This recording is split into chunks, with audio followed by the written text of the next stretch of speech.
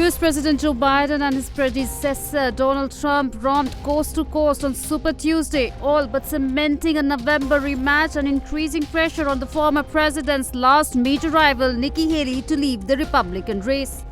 Biden and Trump each won California, Texas, Alabama, Colorado, Maine, Oklahoma, Virginia, North Carolina, Tennessee, Arkansas, Minnesota, and Massachusetts. Biden also won the Democratic contest in Utah, Vermont, and Iowa. Haley won Vermont, denying Trump a full sweep, but the former president carried other states that might have been favorable to her, such as Virginia, Massachusetts, and Maine, which have large swathes of moderate voters like those who have backed her in previous primaries.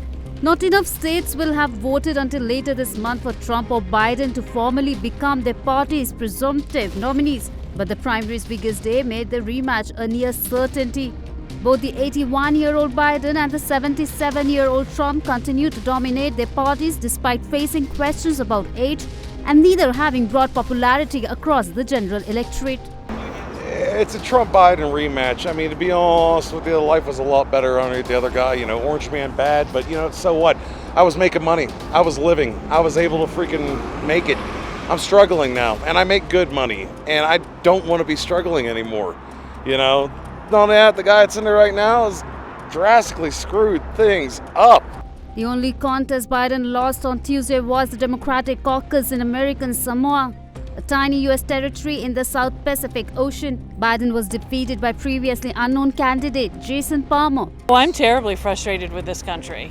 I mean, the fact that we have Biden and Trump to choose from, it's disgraceful.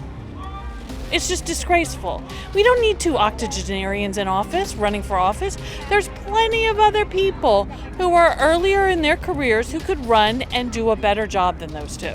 Haley's campaign said in a statement that the results reflected there were many Republicans who were expressing deep concerns about Donald Trump. Trump's Mar-a-Lago estate, meanwhile, was packed for a victory party. Among those attending were staff and supporters, including the rapper Forgiato Blow and former North Carolina Rep. Madison Cawthorn. Well, thank you very much. They call it Super Tuesday for a reason. This is a big one. And they tell me, the pundits and otherwise, that there's never been one like this. There's never been anything so conclusive. This was an amazing night, an amazing day. It's been an incredible period of time in our country's history. It's been sad in so many ways, but I think it's going to be inspiring because we're going to do something that, frankly, nobody's been able to do for a long time. Biden didn't give a speech but instead issued a statement warning that Tuesday's result had left Americans with a clear choice and touting his own accomplishments after beating Trump. Despite Biden's and Trump's domination of their parties, polls make it clear that the broader electorate does not want this year's general election to be identical to the 2020 race.